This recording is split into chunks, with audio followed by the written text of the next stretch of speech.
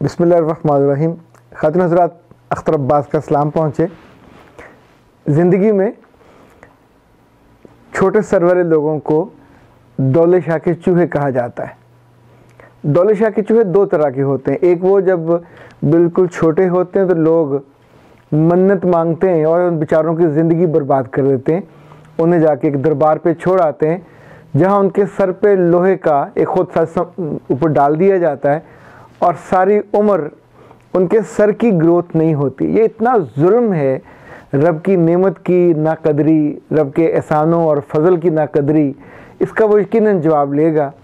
वो बच्चा जिसे एक नॉर्मल बच्चा होना था वो उम्र भर के लिए माजूर हो जाता है।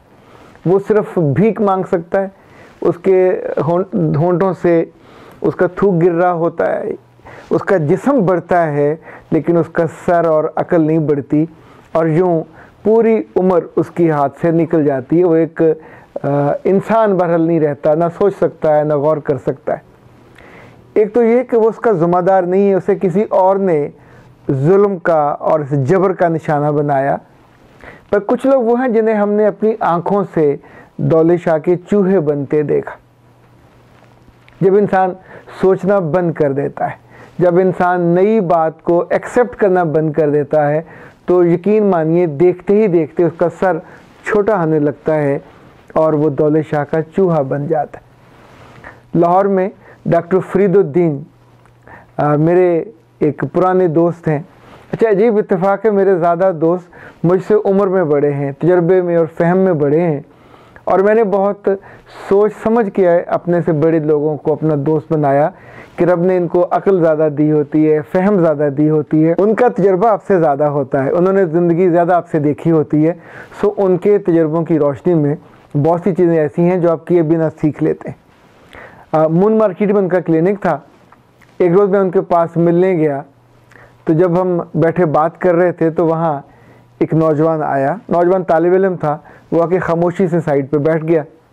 मैं जो समझा कि उनका पेशेंट है, चूँकि डॉक्टर साहब होम्यो का प्रैक्टिस भी करते थे।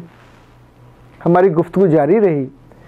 जब काफ़ी देर हो गई तो मैंने उस बच्चे से पूछा, बेटा आप कैसे आए हो? तो उसने कहा मैंने डॉक्टर साहब से बात करनी। तो डॉक्टर साहब ने कहा हाँ बोलो। उसने कहा मैं आपसे माफ़ी मांगने आया। एक खूबसूरत ताज़ा दम नौजवान, कॉलेज में पढ़ने वाला। तो डॉक्टर साहब ने कहा मांग लो। जब उन्होंने कहा मांग लो तो वो बेचारा झींप सा गया। तो मैंने उससे कहा किस बात की माफ़ी मांगनी है? उसने कहा स्कॉलर्स कॉलेज में मैं इनका तालिब इल्म था, 2 साल मैंने इनसे पढ़ा। वहाँ एनुअल सिस्टम था उस ज़माने में। ये हमें उर्दू पढ़ाते थे। जब पढ़ाने आते थे तो यकीन माने हम बहुत तपते थे। मेरे जो 2-4 दोस्त थे, हम मुसलसल पूरी खुलूस के साथ और दयानतदारी के साथ इनको बुरा भला कहते थे, इनके ख़िलाफ़ बातें करते थे। तो मैंने पूछा तुम्हें शिकवा क्या था, गिला क्या था?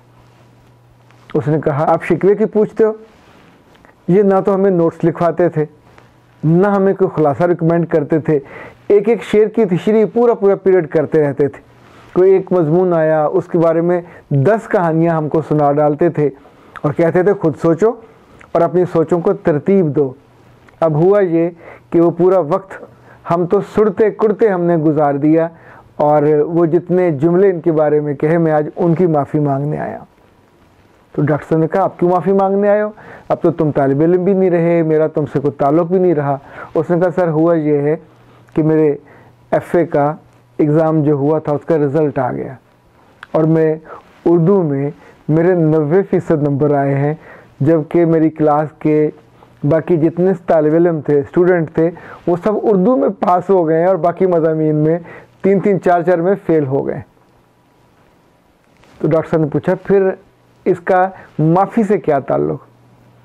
उसने कहा कि मैं जब घर गया अपने वालिद साहब को मैंने रिज़ल्ट कार्ड दिखाया तो जो उन्होंने नंबर देखे तो उन्होंने कहा ये तो वही उस्ताद नहीं है जिसके बारे में तुम घर आके बहुत बातें करते थे कि वो अच्छा उस्ताद नहीं है, वो शेरों की तशरीह लिखवाता नहीं है, बताता है, वो किताबों का नाम बताता है, उसने जो पढ़ा है वो सुनाता है, इतनी बातें। और वो कहता सोचो यार, सोचा करो, रटे से ज़िंदगी थोड़ी आगे चलती है, खुद से राय कायम करो, खुद से फ़हम और अक्ल का इस्तेमाल करो।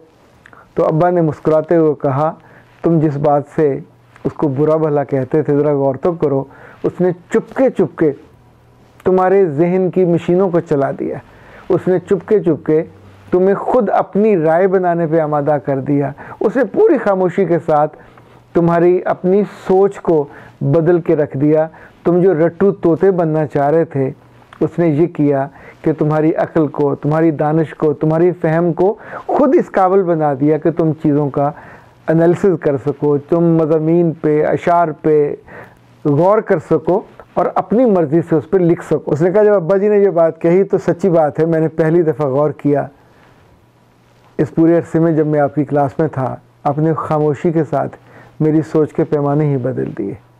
मुझे उन लाइनों पे, उन रस्तों पे जिन पे चलने का मैं आदी था, जिन सोचों को सोचने का मैं आदी था, जिन बैसाखियों का मैं कायल था और जिन मदद के साथ ही मैं चलने के बारे में सोचा करता था कि उन खुलासों के बिना तो मैं ना सोच सकूँगा ना लिख सकूँगा, तो आपने मेरे लिए बहुत मदद की और मुझ पे आपने एहसान किया।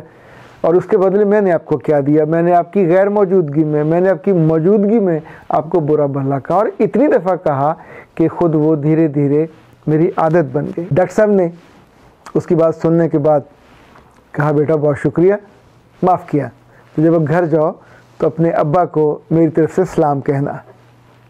अच्छा, ये बात सुनने के बाद उसे अंदाज़ा हुआ कि अब मज़ाकरात और गुफ्तगू तो ख़त्म हो गई है। वो उठ के दरवाज़े तक गया, वहाँ जाकर रुका, फिर उसने वापस मुड़ के पूछा, डॉक्टर साहब क्या वाकई आपको मुझ पे गुस्सा नहीं आया?